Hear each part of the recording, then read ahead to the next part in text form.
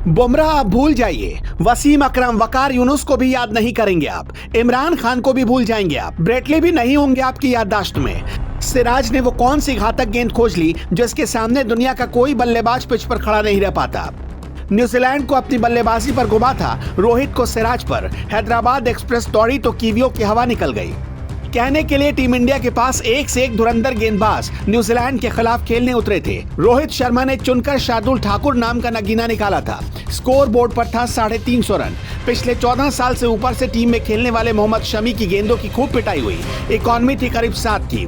हार्दिक पांड्या तो जैसे बोनस पर बोनस बांट रहे थे। 7 ओवर में 70 रन, इकॉनमी 10 की। शार्दुल ठाकुर की इकॉनमी करीब 7.5 की, जिन्हें रोहित शर्मा ने उमरान मलिक को बिठाकर चुना था। वॉशिंगटन सुंदर भी रन लुटाने आए थे। उनकी इकॉनमी थी करीब 7.10 की। सब मोहम्मद सिराज से ज्यादा अनुभवी, उम्र में भी ज्यादा, लेकिन गेंद ऐसे फेंक रहे थे जैसे कोई नौसिखिए हों।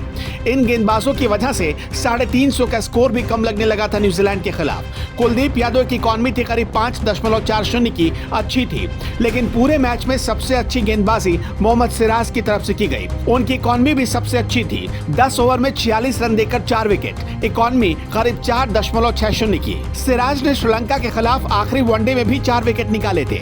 टीम बदल गई थी, इस बार श्रीलंका से ज्यादा मजबूत टीम सामने थी, लेकिन सिराज के प्रदर्शन में रत्ती भर का भी फर्क नहीं आया था। सिराज ने साबित कर दिया था कि वो एक कंसिस्टेंट प्लेयर है। एक पल को मैच देखने वाले किसी को भी नहीं लगा था कि टीम में बुमराह या भुवनेश्वर कुमार की जरूरत है या उनकी कमी खल रही है। बड़े बड़े दिग्गज गेंदबाज जिस पिच पर बल्लेबाजों को गेंद नहीं खिला पा रहे थे, उसी पिच पर मोहम्मद सिराज की गेंद पर न्यूजीलैंड के बल्लेबाजों का खड़ा होना मुश्किल हो रहा था, क्योंकि सिराज ने उस घातक गेंद की खोज कर ली जिसके सामने अच्छे बल्लेबाजों की तकनीक फेल हो जाती है। अचानक क्यों कहा जाने लगा कि वसीम अकरम बीते दिनों की बात हो गए। वकार यूनिस से लेकर चामुंडावास, शोएब अख्तर से लेकर ग्लैन मैकग्रा तक कैसे मोहम्मद सिराज सबसे आगे निकल गए। इसे जानने के लिए सबसे पहले आपको उनकी बॉलिंग स्टाइल को समझना होगा। सिराज खान के पास जो अचूक बॉल है उसका नाम है वॉबल सीम डिलीवरी। वॉबल का हिंदी में अर्थ होता है लड़खड़ाना। पेस गेंदबाजी में 2 टर्म बहुत फेमस है, पहला इन स्विंग और दूसरा आउट स्विंग, लेकिन पेस अटैक के लिए एक नया टर्म है जिसको कहते हैं वॉबल सीम डिलीवरी।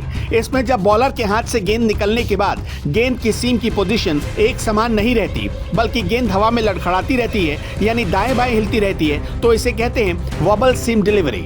यहाँ 2 तस्वीरें आपके सामने हैं। एक में रेगुलर सीम पोजीशन वाली बॉल है, दूसरे में गेंदबाज के हाथ में वॉबल सीम वाली गेंद है। वॉबल सीम बॉल फेंकने के लिए ग्रिप में इंडेक्स और रिंग फिंगर के बीच की दूरी सामान्य से ज्यादा रखनी होती है। इस स्टाइल में गेंद फेंकने पर बल्लेबाज आखिरी वक्त तक कंफ्यूज रहता है कि गेंदबाज इन स्विंग फेंकेगा या फिर आउट स्विंग। बॉल टप्पा खाने तक बल्लेबाज को दुविधा में डाल रखती है। ये दुनिया के हर फॉर्मेट में सबसे ज्यादा विकेट लेने वाले गेंदबाजों की लिस्ट है। इसमें टॉप पर है मुथैया मुरलीधरन, जो रिटायर हो चुके हैं। दूसरे पर है शेन वॉर्न, जो अब इस दुनिया में नहीं है। इस लिस्ट में तीसरे नंबर पर हैं जेम्स एंडरसन, जिन्होंने 390 मैच में 962 विकेट लिए हैं। जेम्स एंडरसन ने इसी वॉबल सीम तकनीक से इतने विकेट हासिल किए और 40 की उम्र में भी दनादन विकेट लिए जा रहे हैं। मोहम्मद सिराज ने 2017 में T20 और 15 जनवरी 2019 को वनडे में डेब्यू किया था।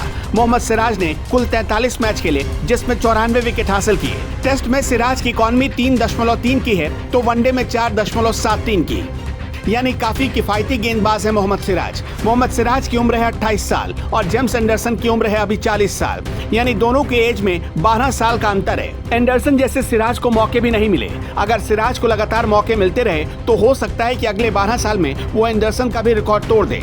ये सिराज का बॉलिंग स्टैट्स है। इसे देखकर दुनिया का कोई भी क्रिकेट एक्सपर्ट कह सकता है कि सिराज में बुमराह को भी फेल करने की काबिलियत है। उनकी गेंदबाजी इरफान पठान को भी भूलने पर मजबूर कर देगी।